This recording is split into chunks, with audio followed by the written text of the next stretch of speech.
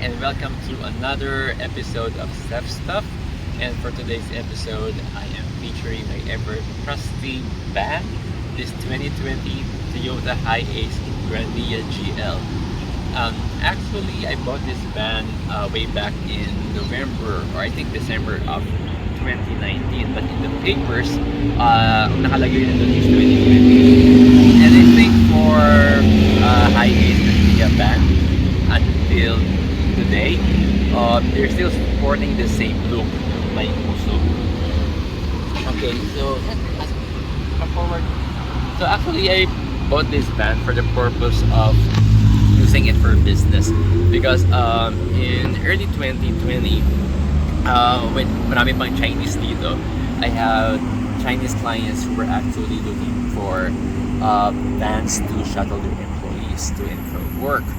So ito, binili ko siya for that purpose, but unfortunately after I think 3 months, kasi nung March of 2020, nag-lockdown. We're all familiar about what happened. And since nag-lockdown, the business closed and I couldn't use the van for that purpose. So what I did was, of course, I still use the van, but this time for family use, for leisurely use. So in other words, to make that happen, I did some modifications inside the van. So these are really minor modifications but created a huge impact when it comes to maximizing comfort and convenience. So to better explain it to you, let me show you what I did inside the van. Ito ang review. So ito yung van. If you notice, hindi ganito itsura ng yung typical Toyota Hiace Grandia. If you see, we have two captain seats here. Boop! Pasok ka. Yung anak ko, i-demo sa inyo. Dito muna. Dito ka. Buka dito. Okay. So yan. Captain seat. So yeah, namumove. Oo, ganyan. And then pakita mo rin yung yung mods. Yeah, that one. May biyahe kayo ng mga family nyo. Pero yung pag magtulog kayo, pero ito baba kalitatong paano. Ito lang ganyan. Kung inaantok kayo, pwede kayo matulog sa biyahe, gano'n. Maganda to sa mga long trips. Baguio, gano'n. Actually, pupunta tayong Baguio, di ba? Tomorrow. So, ayun. Dito natin matetest yung sarap at saka yung comfortableness. Saka dito din po sa kabila, pero dito siya gano'n. Urong-urong mo din. Oo. Urong-urong Like, mo siya. And may table, guys. Yeah, coffee table or laptop table na tinatawag. Sige. Table dito kung nangyari, may trip kayo sa mga kung kayo pupunta. So order kayo, mag-take out kayo. Mag-take out kayo, guys. Pwede kayo kumain dito, pwede kayo kumain. Pwede kayo mag-laptop kung may work kayo, tapos yung biyahe kayo, pwede kayo mag-work. Work from van. Work remotely wherever you are. And I think the good thing here is that you have, what do you call that? Mga chargers. Charger. Yan. Meron tayong charger. Pero pag hindi nakabukas yung kotse, pag hindi siya nakasaksak, bawal ka hindi siya gagana. Pero pag nakabukas lang, pwede, maganda naman yung charger na ito, mabilis. So after 2 hours or Hindi mo siya ganun kabilis. It really depends on your charger. So, pagdating naman sa likod, the same pa rin. This 11-seater yata ang total nito. Correct. Yung the original, I mean before the modification, ano siya, 12-seater. But since we converted it, nag-install kami dito ng captain seats. So, 11-seater na lang siya. Tapos, ano ba? This one, siyempre dumi, no? Ito mga face mask namin. May upuan pa. Ito yung console dashboard. Gusto ko rin dito kasi ang luwag. Luwag-luwag niya. Saka everything looks big and square.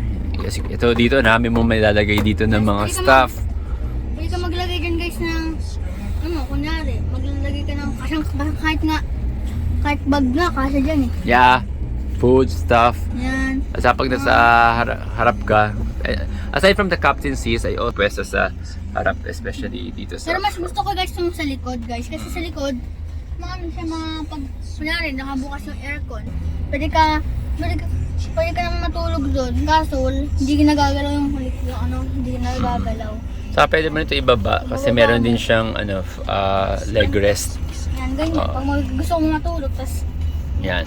magaganyan kayo. Oh, Pwede ito ibaba, yan. So, Like this, ganito. para Saka artista ganyan. ban lang, no? Yeah. Oo, ganyan. Tas yan, tutulog na kayo. Kaya din itong bintana din guys. Kaso mahirap to buksan. Hindi, may Madali technique lang pala, dyan. madali lang pala. Oo. Gagawin Yan. mo lang yan. Yan. Artista window, no? Pag mag-picture sa'yo. Hello, hello. Pogi ako. Joke na. Sure. Yan, sasara nyo. So tomorrow, we'll be able to check yung real convenience of having this kind of van. Kung And, yeah. comfortable. Yeah. Comfortable. Kasi we're excited na to Go to the bus. to go to Baguio. This is the first time that we're actually taking this van to Yes, Baguio. I'm so As excited, far guys. as Baguio.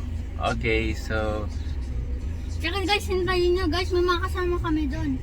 yeah, Hintayin nyo, may mga kasama kami of doon. course, of Parang course. family bonding, ganun. Oo. May mga kasama. Okay, ciao. Sa YouTube. Mag-subscribe kayo guys ha. Mag-subscribe kayo. Dapat paabutin natin ng 500 subscribers. Live yan? Nag-video ka? Yeah. Okay, recording yan? Recording. Post mo rin sa YouTube guys pa. Okay. Kailangan natin guys. Mag-ready na kami para video namin. Mag-subscribe kayo. Mag-subscribe kayo at i-hit mo na yung like and yung notification bell para ma-notify kayo kung may bago siyang video. Yan guys. Pag-ibig ko sa'yo ka. Guys, mag-subscribe kayo. Huwag niyo kalimutan mag-subscribe. Libreng-libre yan.